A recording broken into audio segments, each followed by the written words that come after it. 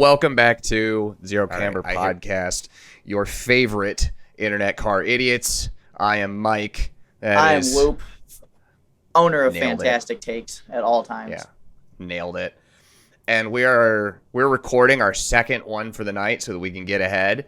This one's going to get loopy because I know you start getting tired around this time. I do. We're within an hour of my bedtime. Yeah, this is gonna be tight. Yeah, for real. Anyway, like, subscribe, give us gold stars on, the podcasting apps, and review us 5 stars. And if you don't review us at all, go away. Yep, we talked about this last episode, but if you want to give us 5 stars and send us a picture, we'll give you a gold star hanging on the fridge. So that's right. Whoop's fridge, not mine. Yeah, Whoop's fridge has space, so we'll be able to put it there. Okay. So we are going to get straight into this one. I wanted to talk about guilty pleasure cars because I was talking to my wife about guilty pleasure music, and it got me thinking about what kind of cars. Oh, my voice cracked there. Are guilty pleasures for us. And I wanted to start off because I know my favorite. I have my favorite guilty pleasure car, one that people are going to not understand. The MK49 Jeep Compass. That's the first generation Jeep Compass, right? Yes, okay. That is the first generation Jeep Compass. And here's the thing people don't realize. It's plasticky, it's crappy, it rides like crap, and the motor sucks. But it is a semi-legitimate off-road driveline. It has selectable, it actually has selectable transfer case. It is a halfway decent Jeep for what it is. Only all of the other Compasses that didn't come after it weren't massive piles of fucking shit. Hey.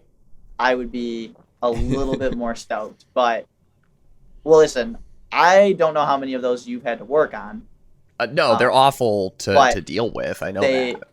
Are just riddled with problems. Yeah. So, yeah, I can't say that I'm a super big fan. I do think the first gen of all of them for sure is yes, the best one, the one to get. And it is interesting that actually has a full active selectable gear transfer case, all of those things that you would kind of want in something. And it kind of surprises me that they didn't stick with that. Jesus Christ. Sorry, I was scrolling through the Wikipedia and I noticed that the NCAP crash test rating is a 2-star. Yeah, I mean, listen. It's... it's dragged down by pedestrians. Fuck them. I don't care about that. Yeah, we don't care about pedestrians on the Zero Camber Podcast. Oh my God, the side passenger rating on the NHTSA one is 2 stars as well. Listen, okay, I care about that a little bit. I guess buy a first gen Compass if you want your family to die. Yeah, or the pedestrians on the road. I still kind of like it. It's like I said, it's my guilty pleasure. No, I do think it is neat. It's got interesting things where it's really? Because if you only think about the later gen Compasses and then you're like, really? Wait, really? Because that's how I was when I was like, wait, that's kind of crazy. That's good. Right. A lot of actually kind of decent features packed into something that could have been pretty neat had it actually maintained that. Well, and it's the same platform. This is my fun fact. It is the same platform as the 07 to 2017 Mitsubishi Lancer. For those that didn't know. Yep, that's the Mitsubishi Global platform or something, right? The Mitsubishi GS platform, which is also the Chrysler PMMK platform. There's several things on that platform, right? I think the Outlander, the Lancer, the Delica, the Lancer Evo, the Outlander Sport, the Grand Lancer, and the Eclipse Cross. Interesting. Which you were just talking about how the Eclipse Cross was actually a halfway decent deal the other week. The Outlander. Not the Eclipse Cross? The Outlander. Yeah, okay. Well, the Outlander's on here too. But so if you want your Evo 10 that doesn't exist, if you want your Evo 11 that doesn't exist, just go buy your Eclipse Cross and cope probably. The Patriot is also on that platform. Yes, I do know the Patriot because the Patriot and the Compass are basically the same thing, just one's square, one's round. Yep. So Bullshit. I'm not. Well, they won't talk too long about it because I know it's not interesting for everybody, but I want to start with that one. That's fair. Now I will match you on a guilty pleasure car that I think is kind of fun. It's kind of silly, but the Pajero Mini, which is also like full-time four-wheel drive. I like this better than the MK49. I will say that. Yeah, so that is like a little K SUV, and yeah, I did get to drive one around for a little while, and like I forgot what these were, but it's cute. It's kind of sweet because it's just silly. It's a little 3-cylinder, but like, dude, it's kind of fun. It gives you like all the functionality of like a K van, but it still gives you like some kind of like little ruggedness, and I think they look so cool when they're like kind of done up like in like an overland style, and kind of like they kind of look like baby Jimneys. And I was just actually, because you reminded me that so up in Flint, Michigan, Nomad Auto Import does JDM imports. Yep. And I've seen a couple Pajeros that they have that are in. But by the way, they have a 95 Jimny in stock right now in the U.S. 13.5. Somebody's got to come buy that before I do. Cause... You know what else they have? They just saw it, a 99 Tourneo SIRT. Okay, well, I'm glad you didn't say an NSX. No, but it's Tourneo's cool. So yeah, that's anyway. Awesome. But yeah, I like that Pajero. It's fun. Not exactly great, and they kind of like it's very fun to drive, but it's not exactly like good to drive. It's real top heavy. Like if you turn real fast, like the whole thing sways. It's very silly. But I had a lot of fun in it. It's of course, what was that? The Top Gear car that always flipped, the one they always made the joke out of. Reliant Robin, I think. Yeah, it's got a little Reliant Robin. Yeah. So it's super silly. It's super fun, and like, I mean, it just looks cool, and it's kind of just because it's silly, it's fun to drive. So I just kind of like that as like a dorky little off-roader. Yeah, no, that's fun. Okay. So mine, if I want to go with like dorky little cars, I like the Juke. I kind of like the Juke. I wish they did more with it. I'm not going to pretend it was great. Yes. But from the outside, I kind of like it. There's one thing that I find really exciting about the Juke, and that is the range of which the Juke seems to have, which is so unnecessary. So, because there's the version of the Juke, like the Nismo Juke R, which is like just a GTR drivetrain in a Juke, which is like... Which those were... That's probably Nissan's most... pure one-off, or was that... I think there's like 10 of them. There's a very low production. Limited. Yeah. Very low production. But I don't know who at Nissan put their stamp of approval at that, but thank God that dude showed up that day, because that was Nissan's greatest decision, because it's just so silly. Carlos Ghosn, or whatever, however you pronounce his name, and Sergio Marchionne must have had lunch one day. Yeah, like something happened at Nissan that day. Like they were like, dude, we're just casual Fridays. We're going to Chili's, and we're going to fucking stick the GTR drivetrain in a Juke. Bob Lutz walked in and said, you know what you need to do. Like, yes. Have you ever met Bob Lutz, by the way? No, I haven't. He was a really nice guy. Yeah. I met him once at the SAA World Congress when I was there for work, and really cool guy. It was actually great because like I was on you got to remember, this is like 2011, 2012, right? Yeah. So the automotive industry's embracing of green energy was very different back then. Yeah.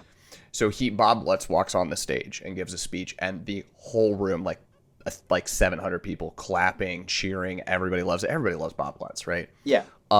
And then the head, or like the ambassador of CARB, comes in. And I'm not kidding you. The whole room went silent. 80 to 30, no, worse. 80% of like 700 adult men and women booed this woman. Oh, damn. That's a bad day at work for her. I was like... And then she came on and gave the most sanctimonious speech I've ever heard. I was just like, because you could tell there was just this like, it doesn't matter if you don't like me, I'm the law. I was like this real kind of attitude that came out of it. So I was like, kind of felt that the booing was appropriate, but it was just you would never see that today. That would never happen today. No. You would get fired for that today. Yeah, you could not make. Yeah, you could not. No, but it was a wild thing to try and follow Bob fucking Lutz. Oh man. Yeah.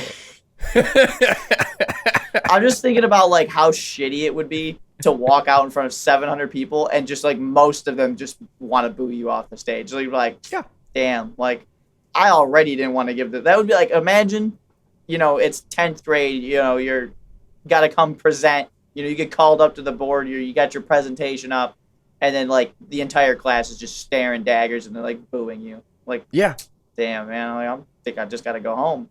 But it's seriously, I mean, well, that's like, right? It's hard to explain to people just how rapidly the regulatory environment changed. Oh, yeah, it did. It did move fast. I mean, even now, like, it still seems like we're getting some pretty rapid changes. Like, well, now we're just getting fucking whiplash. Yeah, that's true. But yeah, no, you're right. Like, the Nismo R for the Juke. And I'm thinking about, very specifically, the moment you said Juke, and anytime I even see a Juke, one of the first things that pops into my head is the guy on Twitter who has like a lifted one on like 30-inch tires. Yes. I don't know what size tires he's running. I don't know. But like, it looks like a like a Grand Vitara. Which and every time I see it, I'm just like, this is the silliest thing coming across my timeline, and I think it's hilarious. I love it. So and then you have like regular traffic Jukes that are just like weak motor CVT. Like the most boring thing you can possibly imagine. Yeah. And then also you have like the normal Nismo Juke, which has like a set of seats worth more than the car. Yes, but then everything else about the car is useless. Yeah, everything else in it's like, okay. Like you can only get the manual and a front wheel drive. You can't get the all wheel drive one manual. Like what was happening? I know. With the Juke? Like it's just such a clusterfuck of the like Juke choices. For me is like, it's the Veloster situation for me again, where I wanted to love it. But for the longest time, because the Veloster, like it wasn't like, now you got the N, and that's good. That's like the only good thing to come out of that. But the Veloster for the longest time was so boring. Yeah. It promised so much and delivered on so little, just like the Scion TC. Except the only thing I'd have to say about that is the fact that like, if you put the Scion TC and the Veloster next to each other, the Scion TC at the end of the day is a good car. I'm sorry, Matt. Yeah, Matt, listen, I love you, buddy. And even though you did cost me, a blender of an engine, but I think like the TC, wait, hold on, Matt, like Wall Rides, Matt cost you an engine? Yes. What? So listen, story time. We've got to tap in here, okay? So I was on Twitter at work, and I said something. Oh, I posted like a song because me and Matt actually like send songs to each other all the time because like we listen to a lot of the same music. So like if he finds something like neat that he thinks I like, he'll just send it to me. So he'll send me the song and or whatever. And so I posted that I was listening to a song or whatever. Yeah. And so he like messaged me. Or no, he replied to me and said something about like I hope that Subaru turns into or I said something about like hearing blender. I think I remember comparing something to blender noises or whatever. Yeah. And then he's just like, I hope your motor turns into a blender. And I shit you not, 3 hours later, the STI's dead. I'm on the side of the fucking like I got off the freeway and I shredded a bearing.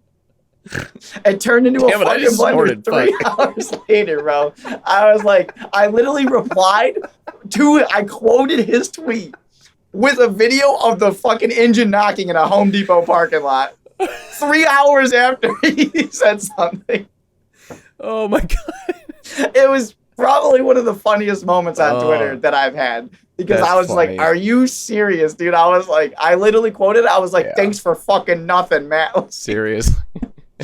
That's funny. Oh my God. I was on my way down to the shop from the house. I left work, went home. I loaded up the STI with like a bunch of parts and bullshit because I was like moving. I was a few months away from moving out of my house in Southfield. Okay. So I needed to move all of my stuff in my garage to the shop because I like had a bunch of stuff still at the house that I hadn't taken to the shop. So I packed this STI the trunk was full front to Yeah, back. so The back seat from motor. the floorboards to the fucking roof. I couldn't even see out the back window. The passenger seat was full. Like, I had so much stuff packed in this car. And I didn't even make it 10 miles away from the house, and I shredded the fucking motor. And I was so pissed because I wasn't even doing anything. I was literally just on south, like I'm just in 6th gear cruising. Check engine light comes on, flashes a couple times, and then goes off. Access port reports no knock, no nothing, like business as usual. And I just feel a loss in power, and I'm like, what the hell? So I get off at an exit, and as I'm rolling up to the red light, the car stalls. So I turn my music down, and I crack the window, and I start the car, and I just hear, and I'm just like, oh, you got to be fucking kidding me. I'm like, there's no way. I'm like, something's just loose. And I go to take off from the light, it stalls again.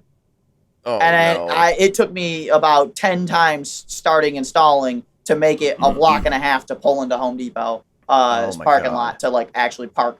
And then I get out, and it's just sounds like a blender. It's nails in a blender. Oh. So yeah, that's our story time for this episode because Matt, he cursed me that day, and it's okay. I forgive him, but I won't forgive him for owning a Veloster. That's it reminds me of the time that I lost the clutch in my E30, and I drove it back from an apartment that I wasn't supposed to be at back to the house, but I didn't I had no clutch, so I was starting it in 1st gear and just like trying to make it through the lights without having to stop because couldn't stop. If I stopped, it was done. I remember doing that in and then like rev matching to get it into the next gear because I've got no clutch, so I'm just like synchro catching to get to the next gear. Me and a buddy had bought like an Elantra. Like we were like, let's just buy it and fix it. Yeah. And then like we didn't do nothing with it. We bought it, we drove it 3 miles home, we tore it all apart, and then we did nothing with it. It was just such a stupid. But like we were like 17, you know. So we're like, why not? Sounds like a great idea. Let's just spend $1,000 on a piece of shit. Like, so I'm looking at your list, and I'm gonna say, like, I see another car on here that I think a 17-year-old would buy that's a piece of shit. Oh, yeah, I already know which one you're talking about because I almost bought about 5 of them. Being former Honda guy, I've had some Integras, I've had some, Civics, but the Del Sol has been one that I've wanted so much. They're kind of cool. They're kind of cool, but they're so lame. They're so lame. And they're heavy as hell for no reason either. Like, isn't it that like crazy? Well, actually, that the crazy like roof return thing that was like a Japan that's only thing. Only on like the SIR in Japan. Yeah. Every other model is like you have to like just pick that up and carry it yourself and stick it in the trunk. And if you put the roof in the trunk, there's no space for anything else. Like you can carry your roof or you can carry stuff. That's what you get to pick. And I think it's just hilarious because I think they're like 3,600 pounds. And like, oh yeah, they're ridiculously heavy. Yeah. And like an EG is like 1,000 pounds lighter. It's like, where did all the weight come from? Like, what did you guys do to make an EG that heavy? Probably sound deadening. Yeah, honestly, that could be. But so every one of those that I've ever gone and looked at are like rotted beyond belief or like clapped beyond imaginable. I remember going. There's a Del Sol in my neighborhood. I just saw it the other day. It was the first time I've seen one in like 6 years. That's hilarious. I haven't seen one in a minute. It's been a minute. Yeah, actually, they all rotted away. Yeah, especially around here. Yeah, no, I remember going and test driving one when I was like 17, and I pull up, and the guy's like, "Yeah, it's great."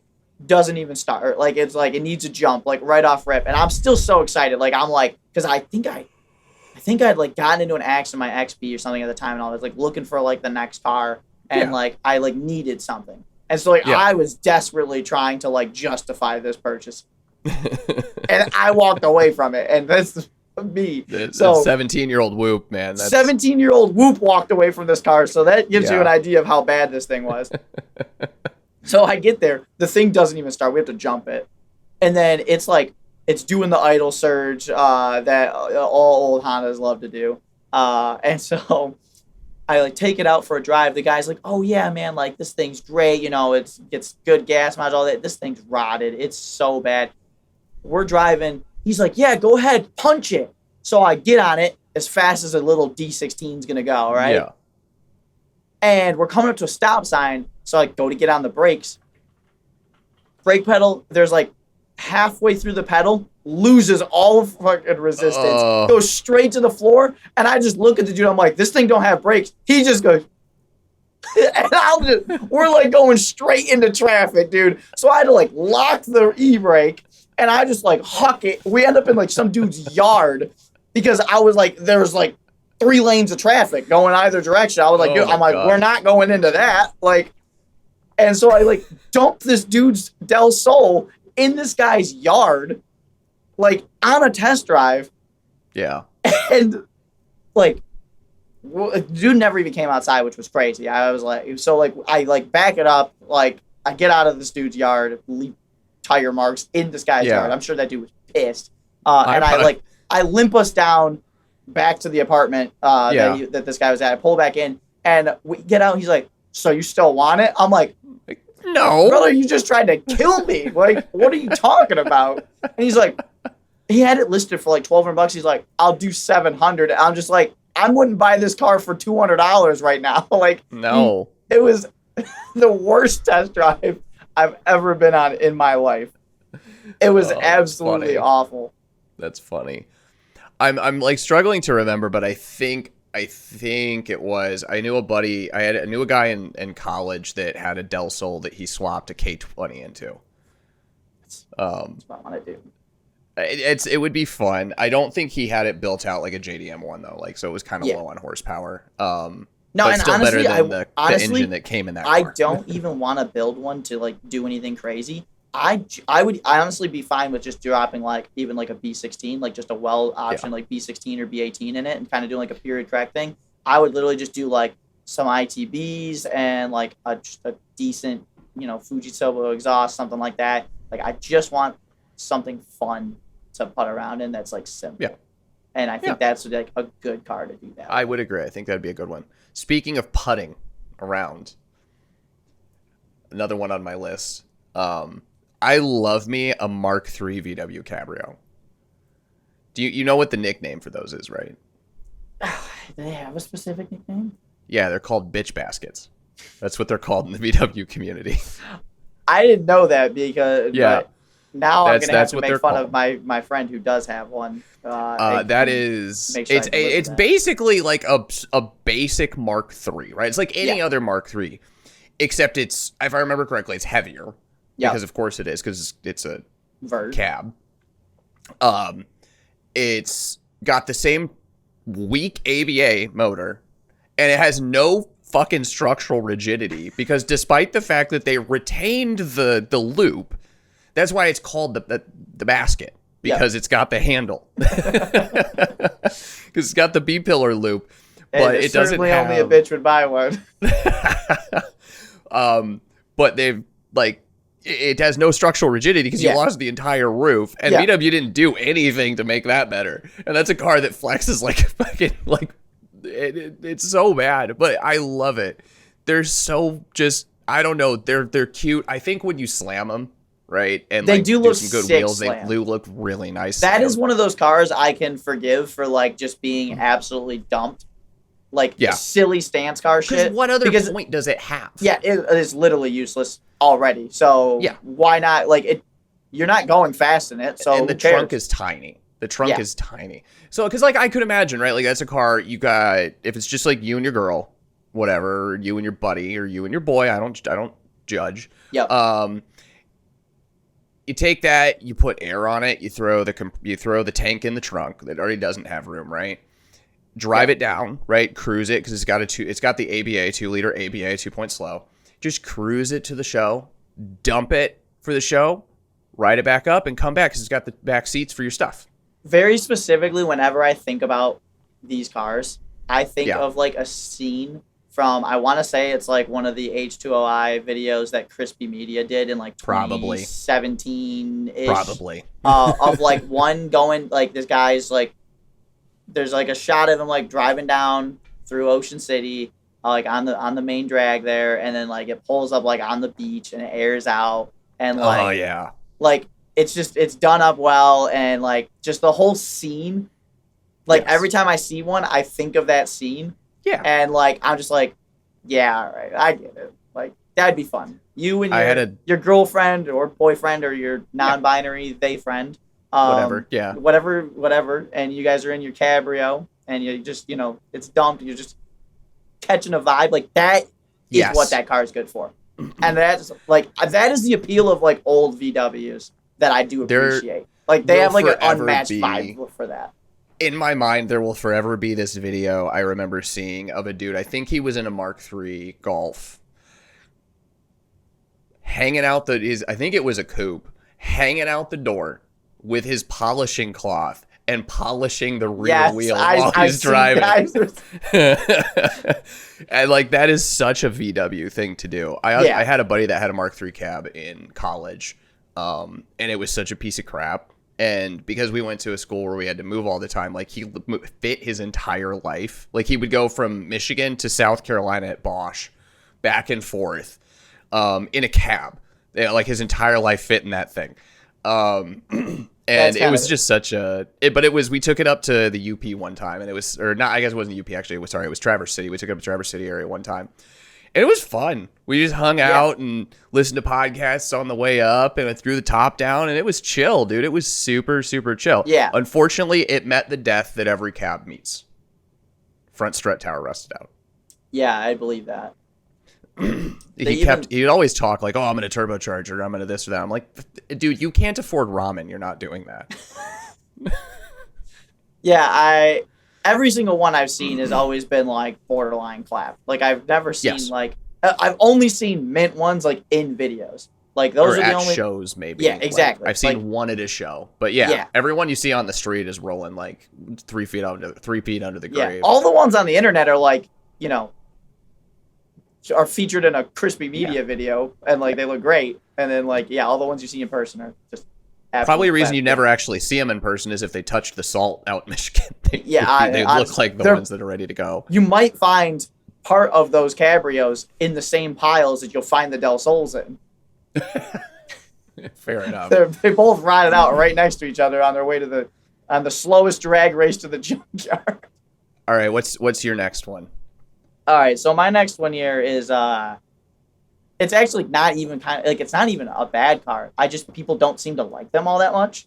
I think I know what it is. And it's the early Panameras. I love them. I got to drive one for like a few days or like a week or so, where I drove one for like a good period. Yeah. And like it was not even a special model. It was like just a 4S with a V8. Like nothing special. It didn't even have like really all that much for options. But I was just very impressed at like between like the PDK, the just overall interior experience, like the dynamics of the chassis, like everything. Like it was just such a good car to drive. And I remember just like thinking like on like the third day or so of driving, I'm like, yeah, I could drive this every day. Like this is a great car to just like. You didn't feel fatigued when you drove it for a long period of time. Like I never felt bad like getting it. It always had enough power to like you could pass somebody. You could they're you don't feel lethargic. They're still Porsches. No, exactly, and like, but for whatever reason, like up to me getting in it, everybody that I'd heard like was like always talked shit about the Panameras. And they're like, oh, those are ugly, those are lame, they're not. It is literally just a casualty of Top Gear. That's all it is. Yeah, it's one of those cars that's a casualty of Top Gear. I 100% am like, yeah, no, I could actually, if I was in the situation, right, where like you were like, you wanted the Q7, right? You had wife, kids, things like that. I'm not gonna lie, a Panamera would be very high up on the list of things I would consider. I remember looking, I think the Panamera was just a little out of the price range was the problem. Yeah, I believe that. Like one that was in a mileage that like was reasonable. I think or something that wasn't, like a 2011, 2012. Like. That's the other thing too, right? Is because obviously my cars are on loans. So securing a loan on a 2011, securing a loan on the Audi was hard enough. Yeah. Securing a loan on the Panamera would have been a nightmare. Yeah, you'd have had a way higher interest rate going through like a light stream, some kind of thing like that. Yeah. So, no, that makes sense. To get a good rate on the Audi, I had to go through Bank of America. Yeah. Which, if you've never dealt with Bank of America, they suck. Yeah, no, I They're haven't. Well, actually, so bad to deal with for auto loans. I've had friends who have dealt with Bank of America, and I've always just heard nothing good, so I've just stayed away. Nope. It's not fun.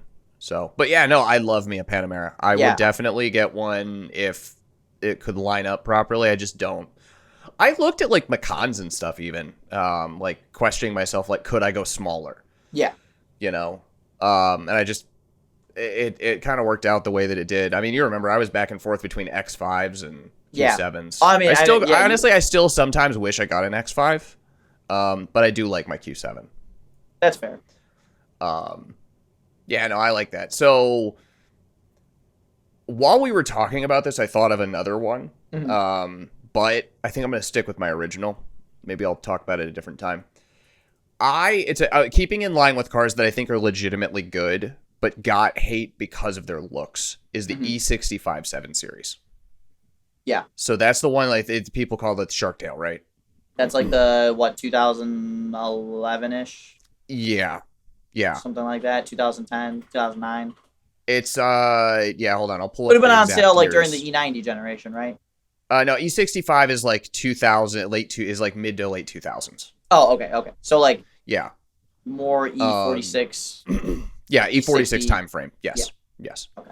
No, I really like them. So like interior wise, they're actually more in line with like an E90, right? Okay, so they're actually kind of base for a 7 Series, huh? Like they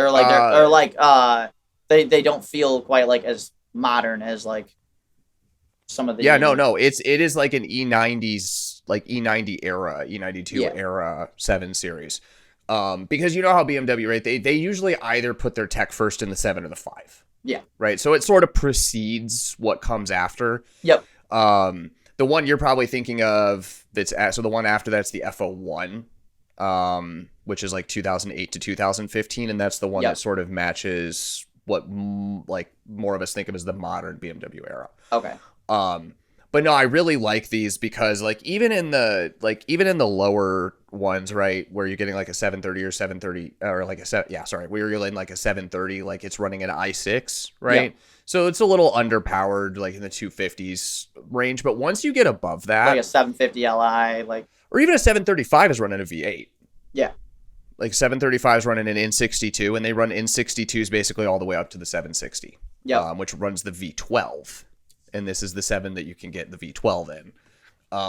And so, right, they've just got really nice really good motors. The Alpina B7 is a really pretty car for that generation. I agree. And I don't know, they appeal to me because it's like taking the E90, which I thought was actually kind of a nice interior design language for BMW. I agree. Actually, I do like the E82, E90, like that generation of BMW. I actually kind of really like. I do too. And so just take that opposed to it and scale it all the way up to a massive, right, like estate car. Yeah. Which I have such a love for big, boaty fucking luxury cars. I love them. It was also the very first, I know this is probably a ding for some people, it was the very first car to use iDrive. That is, it's actually kind of surprising that it came that early. Yeah, this would be the first one that it came with. And other flagship, I pulled up this before because I want to make sure I remembered all the high points. But it used active anti-roll bars, which I thought was cool. And where was he? It was also one of the earliest cars to have a adaptive cruise and a soft close boot.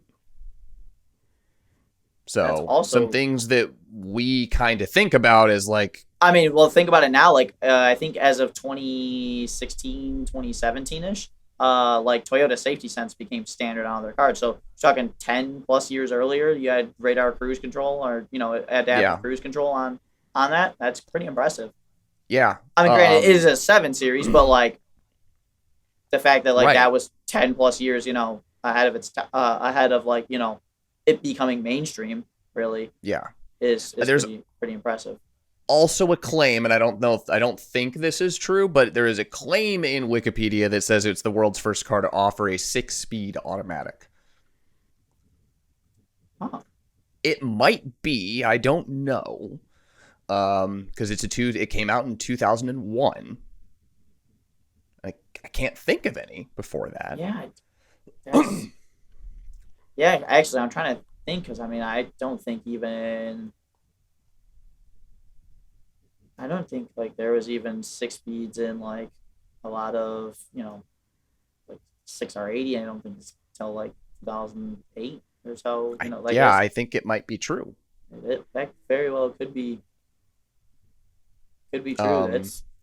That's also a very interesting fact. So yeah, that's pretty neat. I've always technical piece. Yeah, I always thought like 7 Series were like pretty, just pretty like even of that generation, like they're pretty baller. Like you kind of can't go wrong with something like that. Now I would hate to have one off the pure fact of like I know damn well all that shit is probably falling apart right now. Yes, maintaining one would suck. You used to be able to find them in the Dearborn area for like 60,000 mile ones for like $6-7 grand. Oh yeah, I'm sure. Just because people are dumping them because of that. And also one of the lead designers on the car, this is another thing that I looked up, was one of the lead designers, if I remember getting it under correctly, for the original X5. So thought that was kind of cool. That does kind of check out because I think a lot of the design language is kind of similar. Yes, it is. So yeah, I like me an E65 7 Series. That's a bit of a guilty pleasure for me. All right. My last guilty pleasure one is kind of sticking again with the trend of things that like most people don't seem to like and are kind of hated. And that is actually the Titan XD, but not just any Titan XD, the one with the 5-liter Cummins. So for a few years, you could get the Titan XD with a 5-liter turbo V8. I remember this.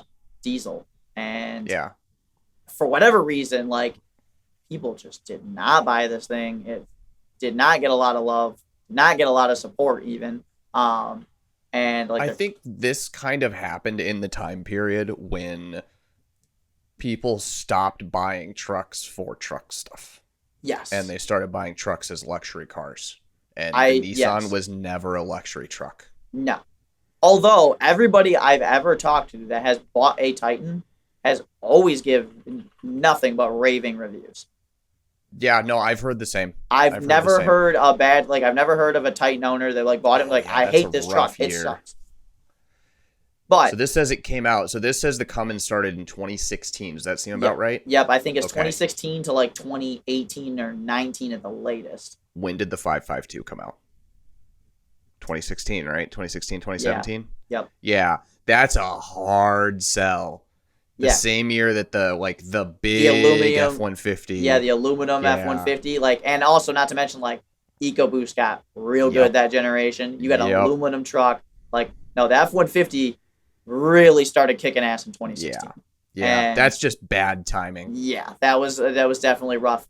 But the Titan XD was kind of supposed to be kind of in that way, like that way of the Tundra, right? Where like it's kind of a little bit more than a half ton, like.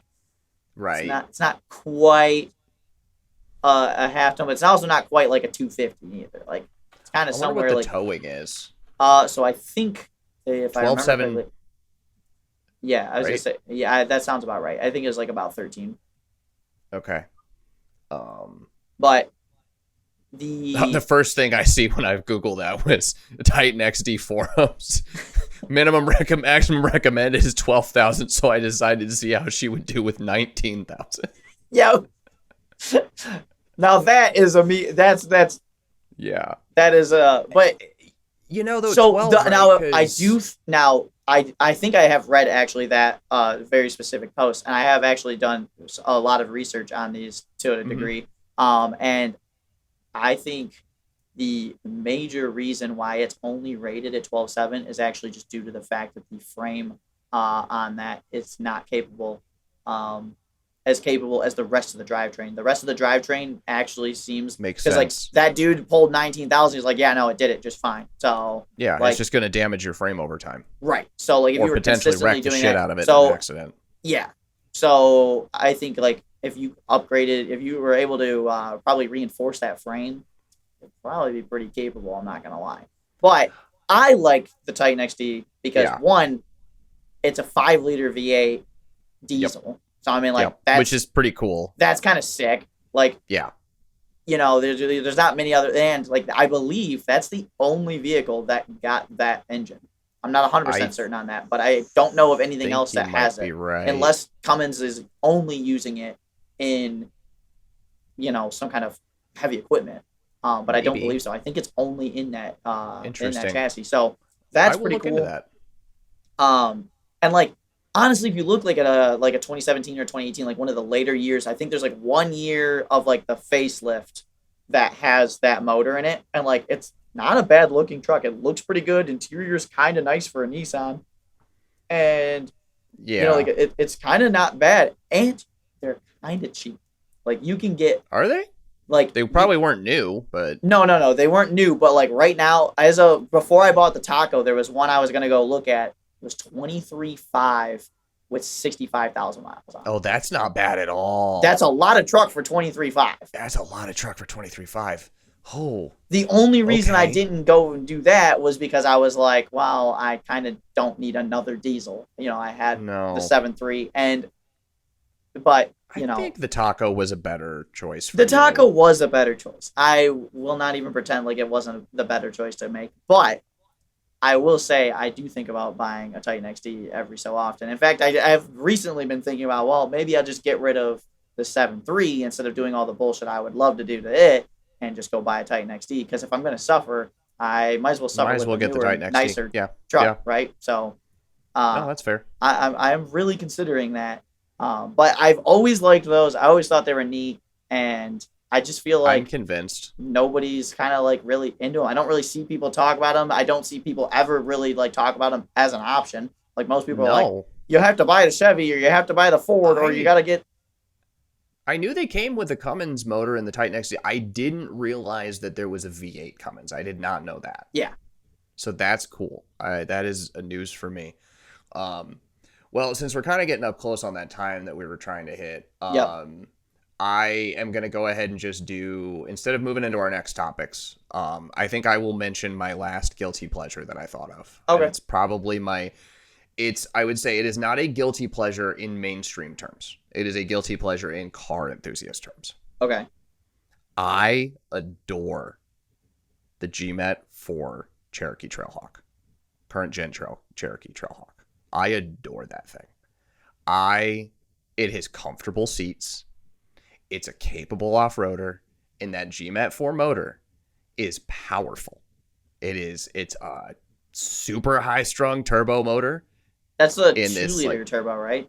It's a 2-liter turbo that makes like, I don't even remember, I think it's like 300 horsepower. So like it's a pretty high-strung capable motor. And those things, it's comfortable. It's so comfortable to just take it on a drive. And I like Uconnect. I like the Uconnect system. Take. It is. I like that. Is Uconnect. A bold take because I fucking despise Uconnect. It's so bad. I remember when I was working at a previous employer. The owner there, he had a Gladiator. He had a Jeep prior to that too. But the Gladiator, I did spend a lot of time in. Those I've heard are legitimately awful. I will say if I had to buy a Jeep, a Gladiator is probably what I'd buy. Surprisingly, like a Jeep is in of the brand, or a Jeep is in like no, probably as a whole. Yeah, like the whole off-road Jeep. I might consider like a Grand Cherokee because I do think a Grand Cherokee does drive like the pretty Cherokee. Nice. But I kind of hate everything else about it. I like the last generation Grand Cherokee. Yeah, that's the one I'm talking about. Like that, like it drives pretty all right. But I still like it. Looks kind of okay, but it's kind of like I don't know. It doesn't really do anything for me. Yeah, but, I don't have as much of an affection for the Grand Cherokee as I do for the Durango. But the the Gladiator, I did spend a lot of time. I was towing all the time with a Gladiator. Probably towed several thousand miles in a Gladiator. So, and I just remember, like, I just hated every time I got in. It was like, fucking Uconnect. Like, so it just. I don't see the problem with it. Dude, I hate the layout. I hate the way, like, Do you hate Sync 3? Yes, I also despise Sync 3. Okay. So. Yes. Because Sync 3, if I'm remembering my lore correctly, Sync 3, it was Ford poached the guy who designed Uconnect. Yeah, you can tell. And then he designed Sync 3 at Ford. Yeah. Yeah. I mean, Sync 3 is pretty much just Uconnect with bubbles. No, Uconnect is way bubblier than Sync. Sync is more square. Listen, all I know is the screen's not responsive and it sucks to touch. That screen's not responsive. It sucks to touch. That's just getting started. Even beyond the screen not being responsive, the whole setup itself is just very slow. It's like it's not intuitive. I don't think it's laid out well. There's like weird stuff there. Like I can't remember exactly where it was, but like there's something like with the like the heated seat elements, like buttons were like in there, and it was heated seats and all the and like, but it was for like a long time, like the HVAC shit was in there. And it's just like in a stupid part of the menu, and like it just sucked. Okay, maybe it was maybe it was how his Gladiator would have set up, but every Jeep I've driven that's had the Uconnect, it's one of the base set buttons on the bottom. You just boop. Boop. Yeah, I can hear the plink in my head, Yeah, the same noise it makes when you just tap the screen and it's not doing anything, and it's bloop, yes, bloop, bloop, bloop. Yep. Yeah. Yep. So I do not like Uconnect at all. So no. Okay. Hey, we should add for a future episode. I would love to rank in-car UI systems. We could do that right now. CarPlay's the best. Everything else sucks. I kind of hate every infotainment. Like no, there's like MMI. Sync 4 is pretty okay. Like the news, the news, like in the 24, 23 plus stuff, like from Ford, like I don't mind that. It's not terrible. Well, it's not completely awful. But like I hate a lot of infotainment. Honestly, just give me a single DIN radio and the actual MMI. physical buttons. MMI. What's the MMI? Audi. With the dial. You like it or you hate it? I love it. I don't know, man. It's the same one. It's basically a more responsive version of what's in current modern Mazdas. Yeah, I'm not big on that either. I don't care. My Mini's the same. My Mini uses a mini like skinned version of iDrive. I love it. Yeah, I'll be honest. You've got your little your spin dial to do stuff, and you got four buttons to move between like nav and everything. Give me physical buttons and a single DIN radio. That's all I need. But that's it. No, that is physical buttons though, right? Like because you actually have a tactile like turn click. It's not a touch screen. I mean, sure, but like I don't even want all my stuff locked in a display. Like I just want my display should give me. If I have a display, it should give me navigation. If I request it, yep, and it should tell me what song and how long it is and what the time is. It's got that. That's it. It's got that. No, those are the only things I want my screen to say. I don't need any of the extra stuff. That's more or less all I use it for. Yeah, I just because all the HVAC and stuff is handled on buttons still. All buttons and dials for my cars. That is rare these days. That is rare. I understand that. Audi, my Q7 has this as the thing where like it's got capacitive sense touch buttons. So like if I want to do like 4-zone or sync for the HVAC controls, like if I want everybody to be it's a list and it's like a little toggle that you push, but if you just put your finger on the button, it shows the list on the little LED screen above it. It's awesome. I love it. I can just see the look on your face. You're just like, why am I doing a podcast with this asshole? I just want to press the button. I am like, that's one of my most boomer takes. Just give me the button. I know. I like tech in cars. I do. There's tech, a limit. But I like tech a lot, but I like tech out of cars. I don't want it in my car. I want to get in my car and just both. like I can appreciate a mix, and that's why I think like CarPlay is actually like pretty well like designed and pretty well laid out because it functions very well and it's universal. It's the same everything you get in instead of like getting in and dealing with Sync 4 and Uconnect and MMI and all these other things, right? You just get in and it doesn't matter what you're in, it all functions the same. And I really wish a lot of manufacturers would just say, hey, we fucking suck at designing infotainment, so we're not even going to try. We just want you to Tesla do this. and Rivian don't have CarPlay.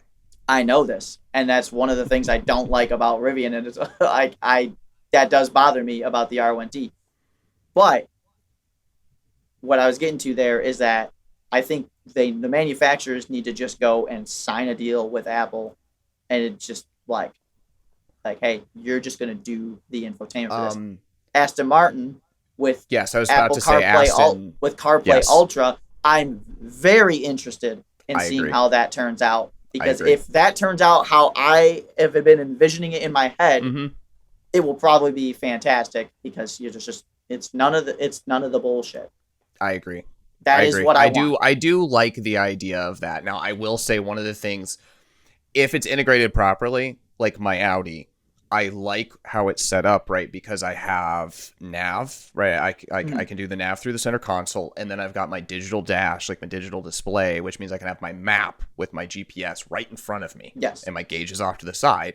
And then I have my turn-by-turn on my heads-up display. So if I don't use Apple CarPlay, if I use Audi MMI, all my nav is very nicely nested for maximum comfort for me. And then I throw on my adaptive cruise control and my lane keep. So I have actually had numerous vehicles that have like navigation built into the head unit. Yeah. I literally never use it. I will put like Google Apple Maps on my phone, sits to my lap. Like that's I very specifically on older cars. The Toyota, like the FRS with navigation, sucks. That head unit is total ass. I will agree. Even the Taco 2019. Yes. That head unit is ass. Here's the thing. The Japanese cars, their infotainment setups are abysmal. Yes. They're so bad. Compared to even like Uconnect. They're bad. Yeah, honestly. I do. It is crazy, but yeah, you might be right. Uconnect is like maybe a slightly less worse evil than Toyota's infotainment because it's Uconnect terrible. Isn't bad. I understand though. I did use CarPlay and a lot and some other features and stuff when I had Uconnect and things, right? I did use it still like fairly frequently. Yeah. But once I went to MMI and iDrive, like new iDrive, I stopped using CarPlay. I don't use it at all anymore. Really? Nope. I don't touch it. I like the integrated system because I think it's good. I think it's actually good, and the fact that I don't have to touch the screen. That's fair. I do like not having to. I do like the idea of not having to touch the screen because I find that annoying. It gets a little annoying to type in addresses. Well, to be fair, the only thing I would say, I guess, like with that, like if in like CarPlay Ultra, right, like when that would come a thing, ideally you'd probably just be able to like, hey Siri, 2375, whatever street. That's what I do. And then that's what I do. So there's a talk to button on the dash on the steering wheel, and you go boop and tell it where to go. No, it works. Yep. Yeah. So no, I've experienced, and that's probably my controversial opinion because I know people hate MMI and I know people hate iDrive, like new iDrive and stuff. I just kind of hate all infotainment. Wrong. It's not even necessary. I actually like not having to interact with the screen. I do like that part. And like I kind of don't even mind like the Lexus touchpad thing. Like, that's kind of what the MMI feels like. Yeah, any iteration like of that, like I'm okay with that as an input or like that as long control. as you don't have to like go. I just don't want. Yeah, because I don't want my screen all greasy. I don't want my passengers taking their grubby little Burger King soaked hands and like putting them on my screen. That drives me insane. But GM did that with Q and then fucking made everything piano black. Yeah, yes. Yeah, you want to talk about interiors I despise. GM's got numerous. Maybe we should do a worst car interiors per era episode 2. It'd just be me bashing the shit out of GM vehicles for 20 years. 2000 GM. All right. I have a whole presentation. It's just all GM fucking 25 we'll for 40 years. I just like when we do our first live episode, we'll do that. All right. This has been fun. We've done 2 episodes in a row now where we haven't gotten to the rest of the topics because we spent so much. Actually, this is the 3rd time that's happened. That's true. This is fun though. I enjoy this. I hope you guys do too. Let us know what you think, if you like it, if you like this format, if you're fucking watching it. Yeah, let us know if this timing's a little bit better too, because I know normally we run a little over an hour. This is kind of a little under, 15 so to an hour and a maybe half. maybe this is a little bit more manageable for some of you guys. Or let us know if maybe you guys want like longer stuff, or maybe you guys would like to do stuff live. I don't know. Like, we're open to any and all ideas. So throw them out in the comments, or we'll do hit us on live as long as it's between 7 and 8:30 on Saturday nights, except for today. Yeah, we could do that. Yeah. All right. Cool. This has been fun. Something is fucking like ringing in my office. All right. Well, I'll let you get the phone, and I think we'll say goodbye here to Chad. So. Yeah. All right. This has been fun. Goodbye. Go away. All right. Take it easy.